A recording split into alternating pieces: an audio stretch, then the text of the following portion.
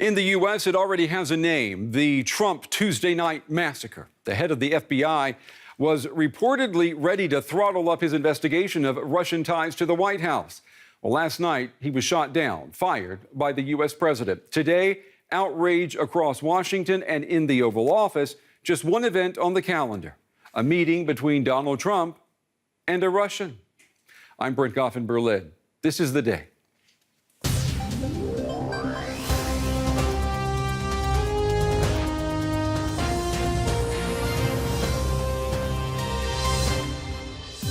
If Deputy Attorney General Rosenstein does not appoint an independent special prosecutor, today we'll no doubt hear calls for a new investigation.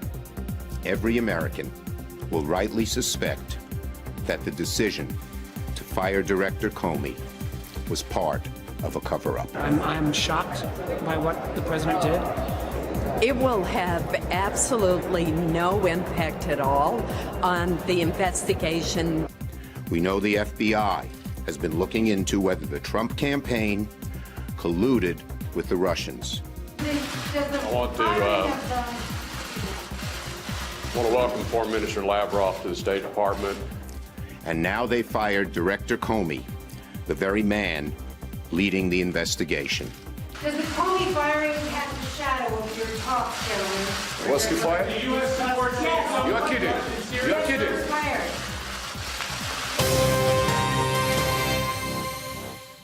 Also coming up, the teenager who broke the internet with one serious order of chicken nuggets. You're going to meet him right here in about 15 minutes. Well, we begin the day with news of yet another high-powered player in Washington who got the axe from U.S. President Donald Trump. Last night, Trump shocked much of the country when he fired the head of the FBI, James Comey. Now, according to the White House, the president was disappointed in Comey because of how he handled the investigation into Hillary Clinton's emails during the presidential campaign last year. Now, let us remind you, Donald Trump praised Comey during the campaign for how he led that investigation. Well, now a total reversal. But the shock factor does not end there. The timing of the termination also has many in Washington suspicious. Why fire Comey now? Well, today reports emerged that Comey, just a few days ago, had asked for more personnel and resources to expand the FBI's probe into possible Russian ties to the Trump White House. A coincidence? A cover-up? Well, today, Trump was asked why he fired the FBI man that he praised so many times before. President, why did you fire Director Comey? Why did you fire Director Comey? Because he wasn't doing a good job, very simply. He was not doing a good job. Did it affect your meeting with the Russians today? Excuse me? Did it affect your meeting with the Russians today? So how did it come to this incredible and, well, unexpected termination of Mr. Comey? Well, to understand this, we have to go back in time to a politically charged investigation about a year ago at the FBI, the Clinton email affair. Now, on July 5th, 2016, Comey criticized Democratic presidential candidate Hillary Clinton's use of a private email server during her time as Secretary of State, but he said that he would not recommend criminal charges. Although we did not find clear evidence that Secretary Clinton or her colleagues intended to violate laws governing the handling of classified information, there is evidence that they were extremely careless in their handling of very sensitive, highly classified information. And then Comey's about-face. Less than 2 weeks before the election, he told Congress the FBI had reopened its investigation into Clinton's emails. Clinton said just last week that she believes Comey's move may have cost her the election. In January this year, just after the inauguration, President Trump welcomed Comey to the White House. He even said he's become, quote, more famous than me. But on March 20th, Comey announced that the FBI was now investigating possible links between the Trump campaign and Russia. And questions about the Clinton investigation, they lingered as well. Comey told a Senate committee last week that he understood the criticisms, but he said that he would do the same thing again if he had to. Look, this was terrible. It makes me mildly nauseous to think that we might have had some impact on the election. But honestly, it wouldn't change the decision. Everybody who disagrees with me has to come back to October 28th with me and stare at this and tell me what you would do. That is the question. What would we do and what will be done? Well, for more, I'm joined now from Washington by Derek Chollet. He worked in the White House, the State Department, and the Pentagon during the Obama administration. He is now Executive Vice President at the German Marshall Fund of the United States. Derek, it's good to have you back on the show. I have to ask you, is the firing of Comey by President Trump the biggest political crisis in the U.S. since the Watergate scandal of the 1970s? Well, there's many people here in Washington comparing this political firestorm that has been set off almost 24 hours ago to Watergate. It certainly has many of the similar attributes to the Watergate crisis, firing of a high-level judicial official, an investigation of the president. We don't yet know where this is going to go, but there are many overtones to the Watergate scandal here in Washington right now. You know, back in March, you wrote an article for Foreign Policy entitled 4 Reasons Trump is Worse for America Than Nixon. And I'm just going to read a part of that you wrote. The Trump administration is far weaker than the Nixon team. They can hold things together and are doing their best to reassure allies and sustain American credibility, but no one would claim that they are in the same league as Henry Kissinger, who in 1973 was at the height of his abilities and standing. Well, a little bit of back to the future here, Derek. Guess who was seen today in the White House? We've got the pictures here to show you. A much older 93-year-old Henry Kissinger. Now, beyond the irony here, Derek, what does this picture tell us about this current administration?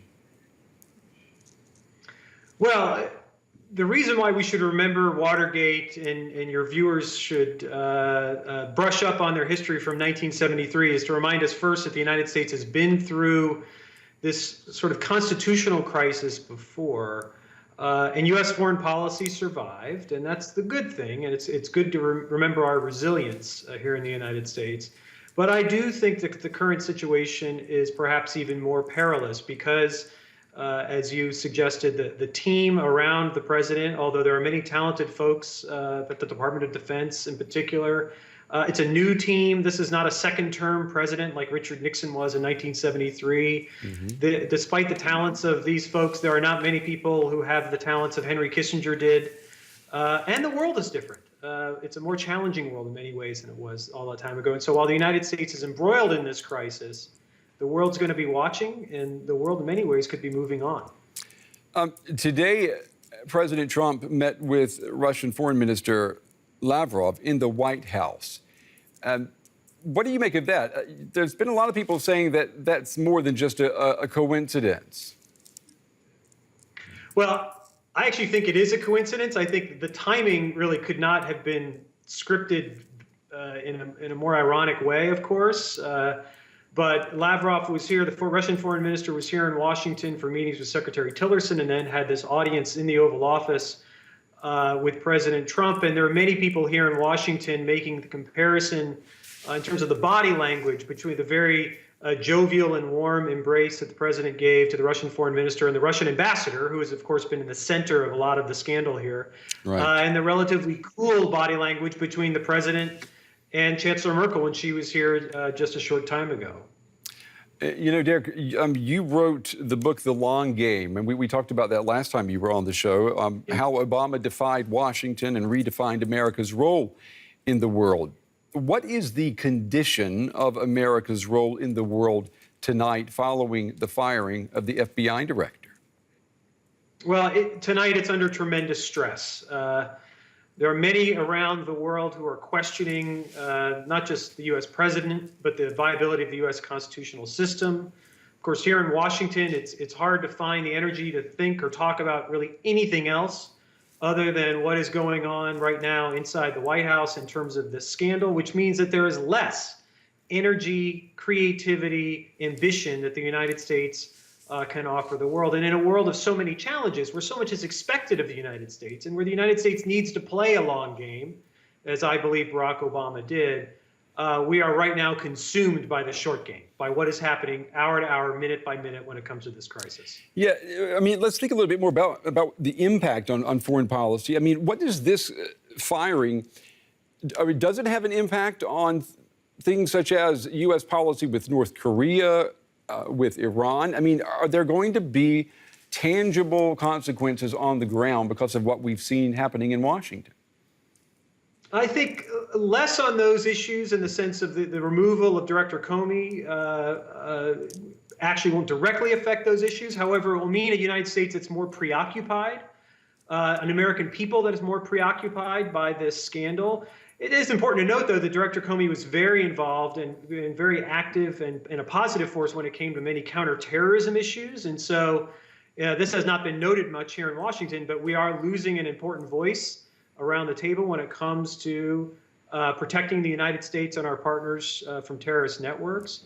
But there's no question that whoever the new director of FBI will be, that the United States is just going to be embroiled in this self-created crisis here that will be very difficult for us to garner the energy and the leadership to help allies around the world solve problems. You know, we were all talking earlier today, Derek, about how shocked we were when we heard the news last night. How did you feel? I mean, what did you think when you heard that the FBI director had been fired? I was shocked. I think most of Washington was shocked. And what has been reported over the course of the day, Brent, is that the White House appeared to be shocked. I think they, it seemed this way last night as we were all watching on Twitter or on the news shows overnight, the kind of the starstruck, still shell-shocked look that you saw in many White House officials as they rushed out to try to explain their side of the story. They did not anticipate this tsunami of criticism that has come their way, and I do not think that this will reside anytime soon. And before we let you go, Trump today was quoted as saying, "You will be thanking me one day." I mean, that sounds like he knows something about Comey that we do not. What do you think?